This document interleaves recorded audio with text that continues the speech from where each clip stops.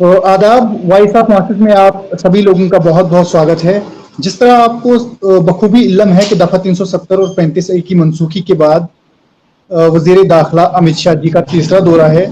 2 दौरे उन्होंने जम्मू में किए, आज कश्मीर के दौरे पे हैं।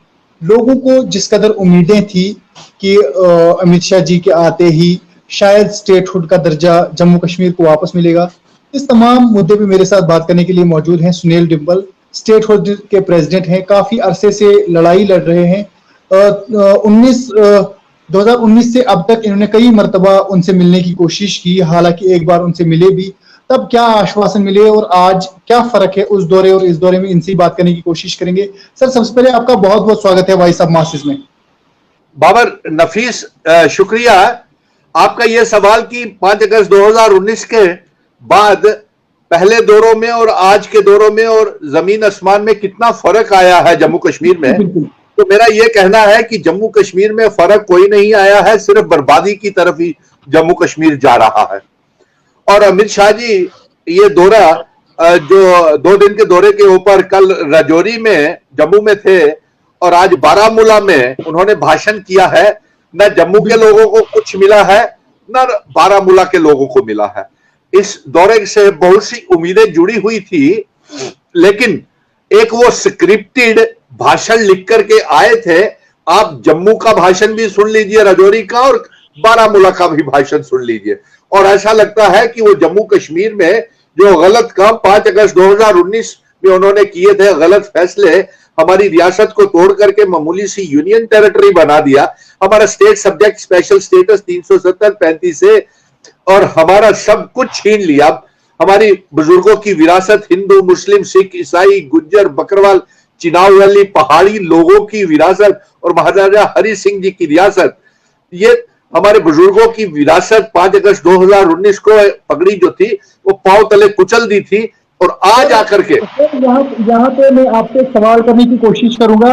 आपका यह कहना था कि बहुत जल्दी स्टेटहुड जम्मू कश्मीर को मिलेगा, लेकिन जिस तरह आज उन्होंने बयान दिया, उनका जो खिताब था वो काफी लंबा था। उन्होंने अपने खिताब में यह भी कहा कि जब से जम्मू कश्मीर को यूनियन टेरिटरी बनाया गया तब से ही यहाँ पे तरक्की की राय हमवार हुई, जब से यहाँ पे दफा 370 खत्म हुआ तब के बाद ही यहाँ पे बदलाव आए। उन्होंने कहा कि यहाँ पे खानदानी जो सियासत थी उसको हमने खत्म करने की कोशिश की। तो उसके इस बयान से क्या लग रहा है कि स्टेटहुड का दर्जा जम्मू कश्मीर को वापस मिलेगा या नहीं? जी बाबर, मैं आपको यह बता दूं कि उनका भाषण जो जम्मू में था और जो कश्मीर में था वो एक स्क्रिप्टेड था, और वही लिख करके उन्होंने बोला, और वो हमें जम्मू कश्मीर के लोगों को कुछ देने नहीं आए थे। एक भड़काऊ भाषण था कि 370 हटाया तो यहां पे कहा जाता था कि खून की नदियां बहेंगी, यहां पे बंटवारा हो जाएगा, और यहां पे तिरंगा उठाने वाला कोई नहीं होगा। तो ऐसा कुछ नहीं हुआ है।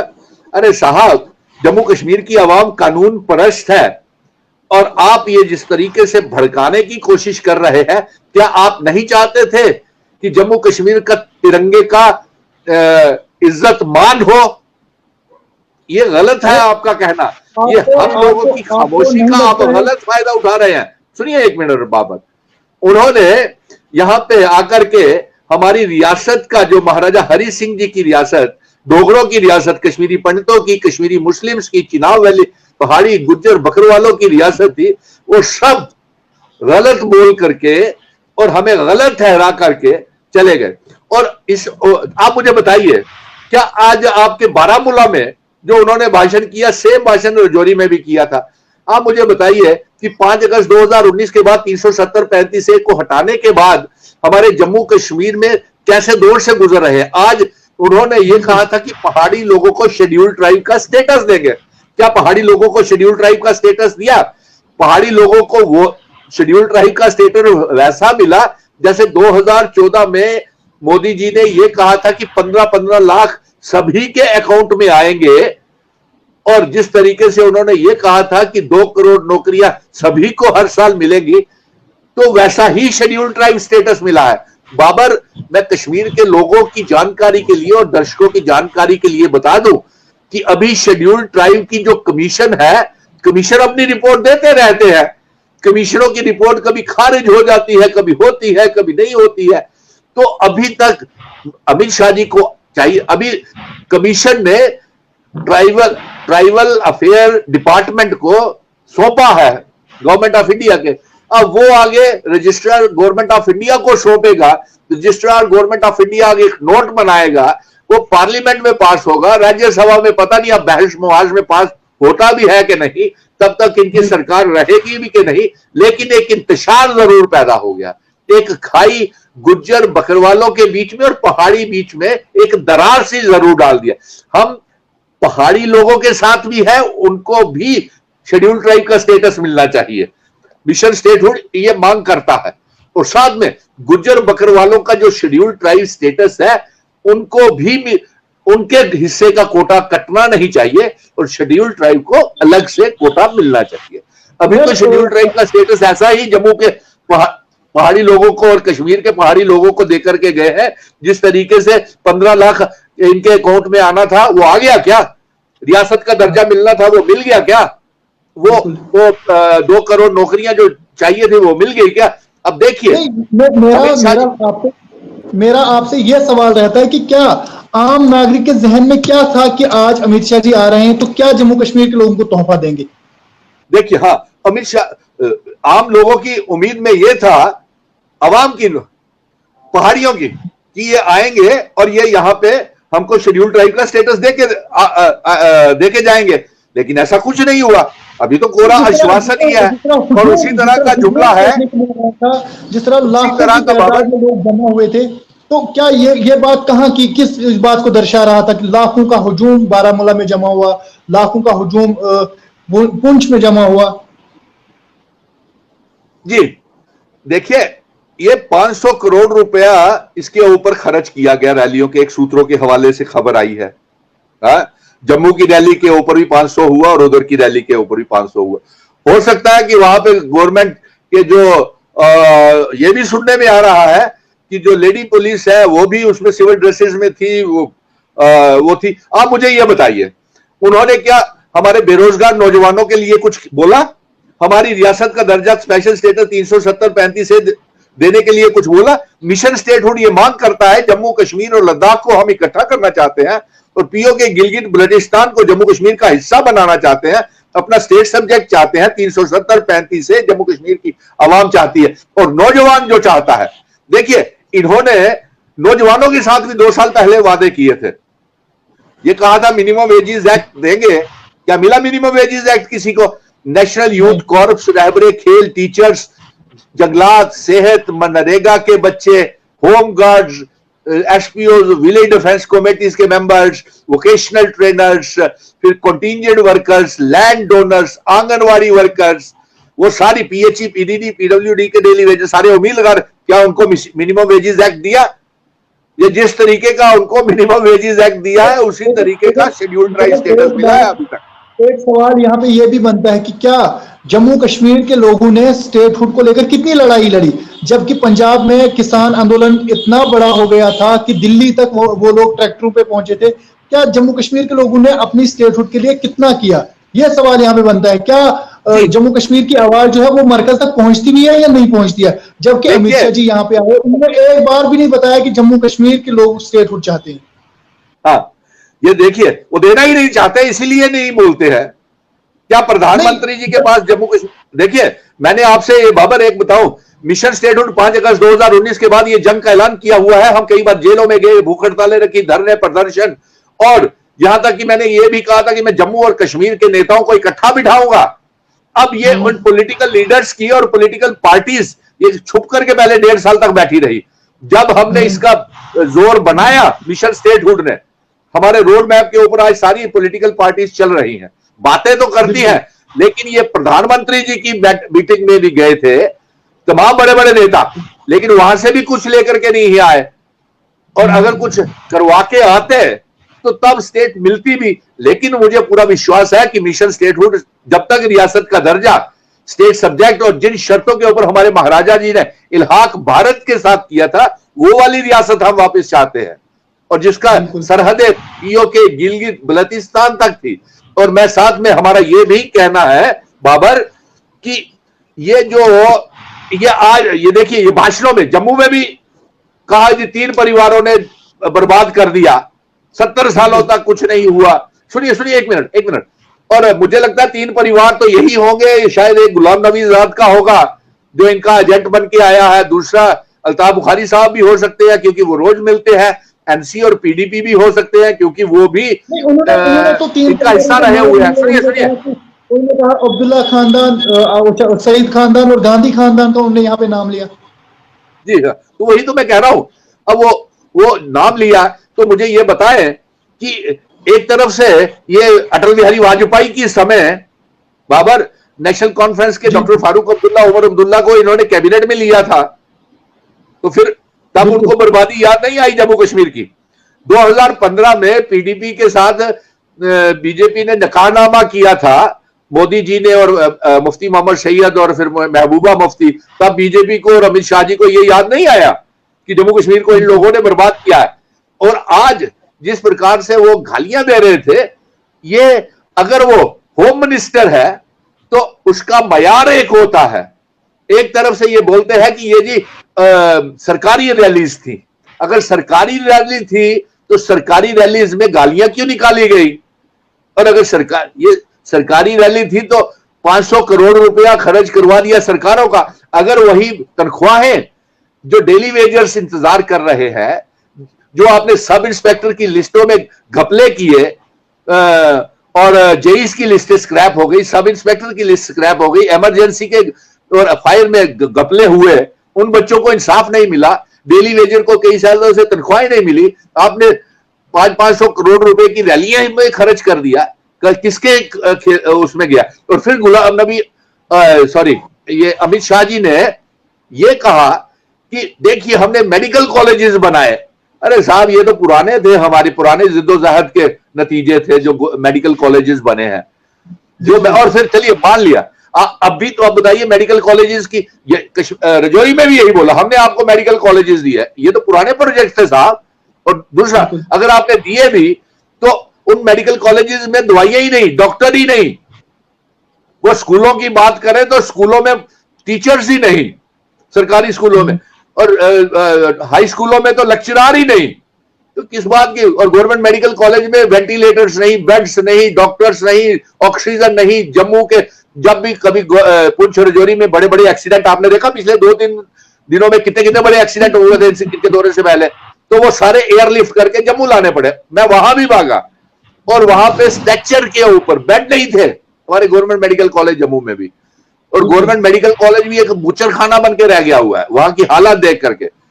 वो वहां पे वही बड़ा खुश नसीब होगा जो वहां से जिंदा वापिस आ जाए। 22 सीटें लेंगे जी, मैंने कहा इससे जायद भी, इससे ये काम न होने के बावजूद भी भारतीय जनता पार्टी ने कई मरतबा ये दावे किए कि जम्मू कश्मीर में 50 से ज्यादा सीटें लेंगे, और इसके बावजूद भी, इन न काम होने के बावजूद भी बहुत सारे लीडरों ने हाल ही में ज्वाइन किया, मनकोटिया साहब ने हाल ही में ज्वाइन किया।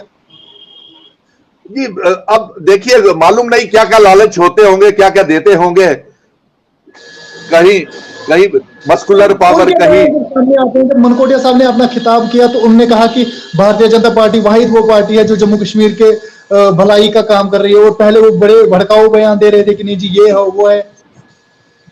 देखिए आपकी बात बाबर, मैं इसका ये कहूंगा कि पहले तो भारतीय जनता पार्टी को जम्मू कश्मीर की आवाम से माफी मांगनी चाहिए, क्योंकि इन्होंने हमारी रियासत को तोड़ दिया, हमारा दरबार मूव रोक दिया। जो जम्मू और कश्मीर का भाईचारा था, हमारे जम्मू और कश्मीर में इतनी नफरत फैला दी, अब भी ये वही कर रहे हैं। अभी भी अगर ये मजहबी सियासत इनकी कामयाब नहीं हुई तो गुज्जर बकरवाल और पहाड़ियों के बीच में इन्होंने रास्ता निकाल दिया कि इख्तलाफ पैदा करने का, इंतशार पैदा कर दिया, तनाव पैदा कर दिया। तो ये तो नहीं चलेगा ना साहब। और मिशन स्टेटहुड जोड़ने की राजनीति नहीं काम करता है, और हम इसमें कामयाब हो रहे हैं। मैं आपसे आखिरी सवाल जाने की कोशिश करूंगा। सवाल यह है कि आप बता रहे हैं कि जम्मू कश्मीर की जितनी भी लीडरशिप है वो मिशन स्टेटहुड का साथ दे रही है, और कहीं ना कहीं वो उसी रोड मैप पे काम कर रही है, लेकिन आपको कभी उनकी मीटिंग में नहीं देखा, जबकि गुफ्कार अलायंस इसी पे काम कर रही है, मिशन स्टेटहुड पे ही। देखिए जम्मू में हमने ऑल पार्टी मीटिंग करवाई कि नहीं? बिल्कुल। उसमें कौन था? ऑल पार्टी मीटिंग, जब वो मीटिंग करते हैं तब आपको नहीं बुलाते हैं? जी मैं गुपकार का हिस्सा भी नहीं हूँ, मैं जम्मू नहीं, कश्मीर का बेटा हूँ। गुप्कार, अवाम का 1,30,00,000 अवाम का मंसूबा है कि जम्मू कश्मीर को स्टेटहुड का और दर्जा मिले। 1,30,00,000 अवाम की आवाज है और हम एक मिशन लेकर के चल रहे हैं, एक विजन डॉक्यूमेंट है हमारा। लेकिन इन पॉलिटिकल पार्टीज का सिर्फ इतना ही है कि 370 और स्टेट वापस की जाए, लेकिन हमारा मंसूबा इससे भी बड़ा है। हम रियासत का दर्जा जम्मू कश्मीर लद्दाख पीओके गिलगित बल्टिस्तान तक चाहते हैं और साथ में जिन शर्तों के ऊपर हमारे महाराजा हरि सिंह जी ने इल्हाक भारत के साथ किया था, इंस्ट्रूमेंट ऑफ असेशन, उसके ऊपर आपको अमित शाह जी क्यों नहीं बोले? आप बोलते हैं महाराजा हरि सिंह जी की हमने छुट्टी दे दी, अरे वो तो हमने छीन के ली, वो पहला कदम था हमारी जीत का। और दूसरा, आपने छुट्टी क्या दे, आप विलय की बात करते हैं, अरे विलय की आपने शर्तें कहां रहने दी, उन कंडीशंस कहां रखी? स्टेट सब्जेक्ट उनका आपने बेकार कर दिया, डोमिसाइल ले आए, उनकी जमीनें, इतिहास, उनके जो हमारी डेमोग्राफी थी वो आपने दुबई में जाकर के बिना लीज के जमीनें और स्टेट सब्जेक्ट के बेचा है, रियल एस्टेट वालों को दे दी। हमारे पावर प्रोजेक्ट चले गए, हमारे स्मार्ट मीटर आ गए, बिजली प्राइवेटाइजेशन हो गई और आज बिजली विभाग के डेली वेजर्स और पीएचई के डेली वेजर्स भी कह रहे थे साहब हमारी बात भी कीजिए ना, हमें भी लारा लगा कर रखा हुआ है। मैंने कहा इन्होंने पूरा किसके साथ अपना वादा किया? क्या 15 लाख रुपया दिया? क्या 2 करोड़ नौकरियां दी? क्या अपना मिनिमम वेजेस एक्ट लागू किया? ऐसा ही स्टेट को जो शेड्यूल्ड ट्राइब स्टेटस है ऐसा ही पहाड़ी लोगों को देके गए हैं और ऐसा ही है जैसे 15-15 लाख आ गया आपके अकाउंट में और ऐसा ही है। आप 3 साल हो गया, 5 अगस्त को इन्होंने पार्लियामेंट में वादा किया था, क्या रियासत दी? हमारा मंसूबा बहुत बड़ा है, पॉलिटिकल पार्टीज उसको फॉलो कर रही है और हम और आने वाले दिनों में जल्द ही दशहरे के बाद, आज दशहरा हो गया और जल्द ही इसी महीने आप देखेंगे कि सुप्रीम कोर्ट में सुनवाई शुरू हो जाएगी और सुप्रीम कोर्ट से हमें पूरा इंसाफ मिलेगा, ये वादा है। और मैंने इनसे कहा है कि जब तक मिनिमम वेजेस एक्ट लागू नहीं होता तब तक हमारे तमाम ये जो जिनके नाम मैंने गिनवाए हैं इनको 20-20 हजार रुपया हर महीने आप तनख्वाह दे दीजिए। नेशनल यूथ कॉर्प्स, रहबरे खेल, MNREGA, vocational trainer, trend medical assistants और इन्होंने माइनिंग माफिया लाया, लीक्वर माफिया लाया, लेकिन हमारे बच्चों को नौकरियां नहीं दी। हमारे ऊपर टोल टैक्सेस, टोल प्लाजा थोप दिए, बिजली के किराए, पानी के किराए इतने भारी दे दिए, दरबार मूव हमारा रोक दिया, व्यापार बर्बाद हो गया। सुनवाई किसकी हो रही है? ये जानी कि ये अमित शाह जी का दौरा, आप मालूम नहीं कितने नंबर दें, लेकिन मुझे तो 10 में से नंबर देने का कोई दिल नहीं कर रहा है, क्योंकि इसमें हकीकत थी ही नहीं। या तो पुरानी बातें थी या यहाँ पे इल्जाम तराशी करने आए थे, या कई परिवारों की इल्जाम तराशी करने आए थे, या अपनी बी और सी टीम को मजबूत करने आए थे। धन्यवाद। शुक्रिया सर आपका वक्त देने के लिए। कहीं ना कहीं यही आपने कहा कि अमित शाह का दौरा बिल्कुल नाकाबिले कबूल है, जम्मू कश्मीर में ना कुछ दिया और ना कुछ लेके। बाबर मैं चाहूंगा कि मेरे दर्शक इसको देख करके ना अपने कमेंट बॉक्स में बताएं कि इसमें से 10 में से कितने नंबर देने चाहिए अमित शाह जी को। नंबर 2 सुनिए, नंबर 2 अभी चुनावों की बात, ये कहते हैं वोटर लिस्टों की पूरी होने के ऊपर, अभी वोटर लिस्टें पूरी होने के बाद भी 2023 में भी अभी चुनाव नहीं होंगे, ये मैं आपको आज नोट कर लीजिए। और जम्मू में जो रैलियां और कश्मीर में जो बारामूला में रैली की, ये सिर्फ एक दिखावा था गुजरात के चुनावों को देखते हुए, इलेक्शंस को देखते हुए और हिमाचल के इलेक्शंस में, और पूरे देश में गलत नैरेटिव डालने के लिए, इंतशार फैलाने के लिए ये आज की ये रैलियां थी। बस यही इसका आउटकम था और इससे ज्यादा कुछ नहीं था। इसके लिए अवाम को कुछ नहीं मिला, नौजवानों को कुछ नहीं मिला, बेरोजगारों को कुछ नहीं मिला, पढ़े लिखे नौजवानों को कुछ नहीं मिला, व्यापारियों को कुछ नहीं मिला। अगर मिला है तो बता दें कमेंट बॉक्स में सभी। चलो ठीक, शुक्रिया सर, शुक्रिया आपका।